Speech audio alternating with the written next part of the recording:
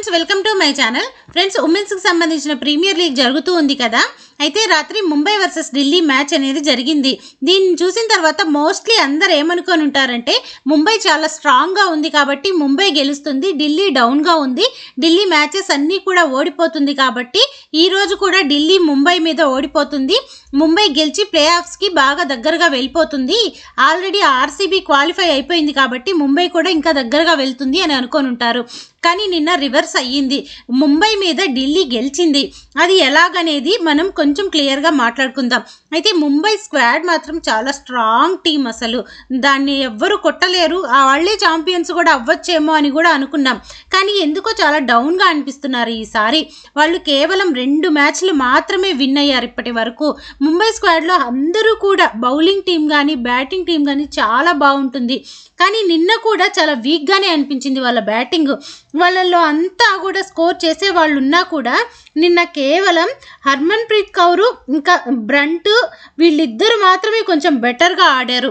వాళ్ళిద్దరు ఆడారు కాబట్టి 154 స్కోర్ వచ్చింది, లేకుంటే 120 దగ్గర కూడా స్కోర్ ఆగిపోయేదేమో అనిపించింది. చాలా డల్గా ఉండింది నిన్న వాళ్ళ బ్యాటింగ్ అనేది. వాళ్ళ బ్యాటింగ్ ఎలా ఉండిందంటే సజనా కేవలం 9 రన్స్ మాత్రమే కొట్టింది, తర్వాత మాథ్యూస్ 12 రన్లు, ఇంకా బ్రంట్ ఒక్కటే 65 రన్లు కొట్టింది, ఆమె ఒక్కటే హై స్కోర్ చేసింది. నెక్స్ట్ కెప్టెన్ హర్మన్ ప్రీత్ కౌర్ కూడా 41 రన్లు కొట్టింది. తర్వాత ఇంకంతా చిన్న స్కోర్లోనే ఉన్నారు. క్యారీ ఏమో 12, నెక్స్ట్ వచ్చేసి అమన్జోత్ కౌర్ 3, ఇంకా సంస్కృతి గుప్తా వచ్చేసి 10 రన్లు కొట్టింది. ఇంకా ఫైనల్గా ముంబై బ్యాటింగ్ అయిపోయే టయానికి 154 స్కోర్ చేశారు. ఢిల్లీ వాళ్ళు 155 చేస్తే ఢిల్లీ వాళ్ళు గెలుస్తారు, లేదంటే ముంబై వాళ్ళు గెలుస్తారు. అయితే ఇక్కడ మనం చెప్పుకునే ఒక ఇంపార్టెంట్ టాపిక్ ఏంటంటే ఈ ఐపీఎల్లో కానీ డబ్ల్యూపీఎల్లో కానీ ఇలాంటి మ్యాచెస్లో కొన్ని మ్యాజిక్స్ జరుగుతుంటాయి. అవి అసలు నిజంగా ఎందుకు జరుగుతాయి అనేది అర్థం కాదు. నిన్న కూడా అలాంటిది ఒకటి జరిగింది. ఢిల్లీ ప్లేయర్ లిజ్లీ ఓపెనర్గా వస్తుంది కదా, ఆమె ఆడుతున్నప్పుడు స్టంప్ అవుట్ అని చెప్పి ఆమెను అవుట్ చేశారు. అసలు అవుట్ చేయడానికి ఏ పరంగా అది అవుట్ అయిందనేది ఎవ్వరికీ అర్థం కాలేదు. ఒక 15 మినిట్స్ టైం తీసుకొని తాడెంపైరు బ్యాక్ యాంగిల్ అన్నాడు, ఫ్రంట్ యాంగిల్ అన్నాడు, స్టంప్ యాంగిల్ అన్నాడు, అనేక రకాల యాంగిల్స్ చూస్తూనే ఉన్నాడు. కానీ ఏ పరంగా కూడా ఎవ్వరికి అవుట్ అనిపించట్లా. కానీ వాళ్ళు మాత్రం ఫైనల్గా అవుట్ అని డిక్లేర్ చేశారు. అక్కడున్న ప్లేయర్స్ అందరూ షాక్ అయ్యారు. ఈవెన్ ఆమె కూడా చాలా డిసప్పాయింటెడ్గా వెళ్ళిపోయింది గ్రౌండ్ నుంచి బయటికి. అసలు ఎట్లా అవుట్ అయ్యారు? ఆమె స్టంప్ అవుట్ చేసే టయానికి ఆమె బ్యాట్ పెట్టే ఉంది, అది తెలుస్తున్నా కానీ ఫైనల్గా అవుట్ అన్నారు. అసలు అది ఎందుకు చేశారు? కొన్ని యూట్యూబ్లో రిస్ట్రిక్షన్స్ కారణంగా కొన్ని మాటలు చెప్పలేం, కానీ రాత్రి మ్యాచ్ చూసిన ప్రతి ఒక్కళ్ళకి కూడా అదే అని చెప్పని అర్థమయ్యింది. ఈ స్టంప్ అవుట్ విషయంలో నాలాగా మీకు కూడా అనిపించుంటే మీ ఒపీనియన్ కామెంట్ సెక్షన్లో తెలియచేయండి. ఇంకపోతే ఢిల్లీ వాళ్ళు బ్యాటింగ్కి వచ్చారు. నిన్న ఢిల్లీ వాళ్ళు చాలా బాగా ఆడారు చెప్పాలంటే. అసలు ఇలా ఆడతారని కూడా ఎవరు ఎక్స్పెక్ట్ చేసి ఉండరు. ఇది కదా వీళ్ళ ఆట, ఇలా కదా ఆడాల్సింది అనిపించింది. షఫాలి వర్మ 29 రన్లు కొట్టింది, కొంచెం స్లోగా ఆడింది, అక్కడక్కడ కొంచెం స్ట్రగుల్ అయింది, బట్ 29 రన్లు కొట్టింది. తర్వాత ఈమె లిజ్లీ ఉంది కదా, ఆమె 46 కొట్టింది. యాక్చువల్గా ఆమెను కానీ అవుట్ చేయకుండా ఉంటే మ్యాచ్ ఇంకొంచెం ముందు అయిపోయేదేమో, ఒక 16-17 ఓవర్స్కే అయిపోయేదేమో అనిపించింది. అంత బాగా ఆడుతున్నింది ఆమె. 28 బాళ్ళల్లో 46 రన్లు కొట్టింది. ఇంకా సడన్గా ఆమెకి అవుట్ అని డిక్లేర్ చేసిన తర్వాత చాలా డిసప్పాయింటెడ్గా వెళ్ళింది ఆమె. ఇంకా నెక్స్ట్ వచ్చేసి వోల్వర్ట్ వచ్చేసి ఆమె కూడా చాలా స్ట్రగుల్ అయింది, అంత గొప్పగా ఏం ఆడలేదు, 17 రన్స్ కొట్టింది.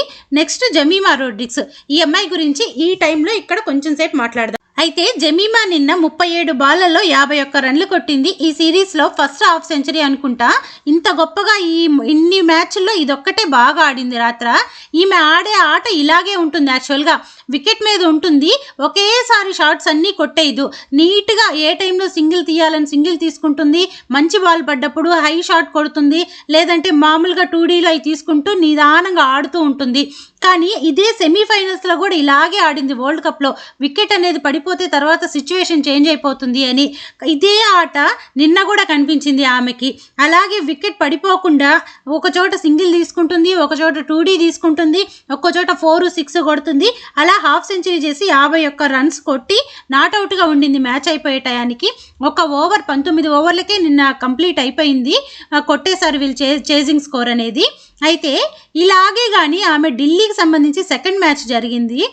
అయితే అప్పుడు 6 బాళ్ళకి 7 రన్లు కొట్టాలి అన్నప్పుడు జమీమా ఉండింది. ఆమె ఒక చిన్న 4 6 కొట్టేస్తే, స్వీప్ షాట్ కొట్టేస్తే తర్వాత ప్రెషర్ తగ్గుతుంది అనుకొని ఆ స్వీప్ షాట్ కొట్టబోయి ఒక రాంగ్ మూవ్ తీసుకొని ఆ రోజు అవుట్ అయిపోయింది. కానీ చూసే వాళ్ళందరికీ కూడా ఏమనిపించింది, 6 రన్లు కొట్టడం 7 రన్లు కొట్టడం ఎంత ఈజీ, జమీమా ఉంది కాబట్టి ఒక 6 4 కొట్టేస్తుంది అయిపోతుంది అనుకున్నారు. కానీ ఆమె వికెట్ పడిపోయిన తర్వాత పరిస్థితి మొత్తం మారిపోయింది. డాట్లు పడ్డాయి. అప్పుడు కొత్తగా వచ్చిన ప్లేయర్ ఆ ప్రెషర్ని తీసుకొని కొట్టడం అంటే అంత ఈజీ కూడా కాదు. కళ్ళ ముందే చూస్తుండగానే ఢిల్లీ ఓడిపోయింది. ఎంత ఈజీ మ్యాచ్ ఓడిపోయింది. కానీ అక్కడ అలాగా కాకుండా నిన్న కూడా అదే సిచ్యువేషన్, చివరి బాల్ దాకా వస్తుంది అనిపించింది.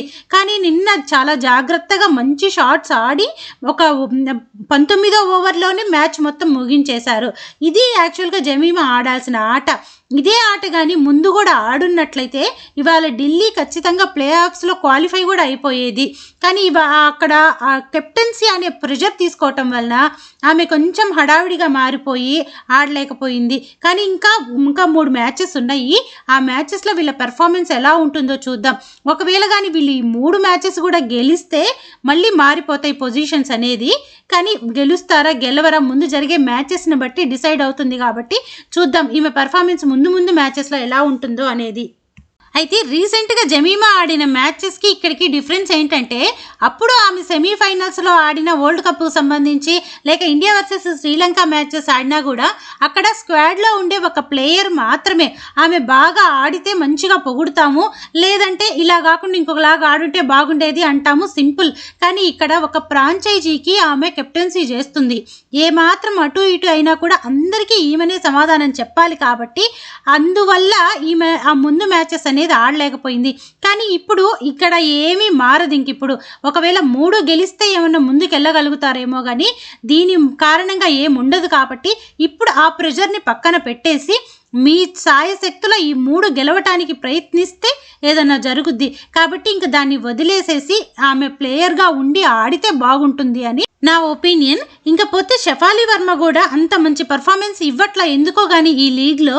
షఫాలి వర్మ ముందున్న ఫామ్లో ఉన్నట్లుగా కానీ ఆడినట్లయితే చాలా బాగుండేది. ఆమె ఒక్క మ్యాచ్లో బాగా ఆడింది కొంచెం ఇక్కడ. నెక్స్ట్ వచ్చేసి ఈ లిజ్లీ అనే ఆమె మాత్రం కంటిన్యూస్గా ఆమె పర్ఫార్మెన్స్ ఇస్తూనే ఉంది. ఒక్క మ్యాచ్లో 4 runs తోటి లాస్ట్ మ్యాచ్ అనుకుంటా అవుట్ అయ్యింది. అంతేగాని మిగతా అన్ని మ్యాచెస్లో చాలా బాగా ఆడుతుంది. కీపింగ్ కూడా అద్భుతంగా చేస్తుంది. ఇంకా వోల్వర్ట్ అంటే ఆమె కూడా మంచి ప్లేయర్. అసలు ఆమె కూడా కొంచెం డౌన్గానే ఉంది. ఇంకా జమీమా వీళ్ళందరూ కూడా వాళ్ళ ఉన్న ఫామ్ అంతా ఎటుపోయిందో తెలియట్లేదు. కానీ అంత మంచి ఫామ్ ఉన్న వాళ్ళు ఇలా డౌన్ అయిపోయారు. వీళ్ళు కానీ ఈ 3 మ్యాచెస్ అన్నా కొంచెం ముందుకెళ్ళి ఆడగలిగితే మాత్రం వీళ్ళ టీంకి ఛాన్సెస్ ఉంటాయి ప్లే ఆఫ్స్ వెళ్ళటానికి. ఇలా రాత్రి మ్యాచ్లో ఢిల్లీ విన్ అయ్యారు.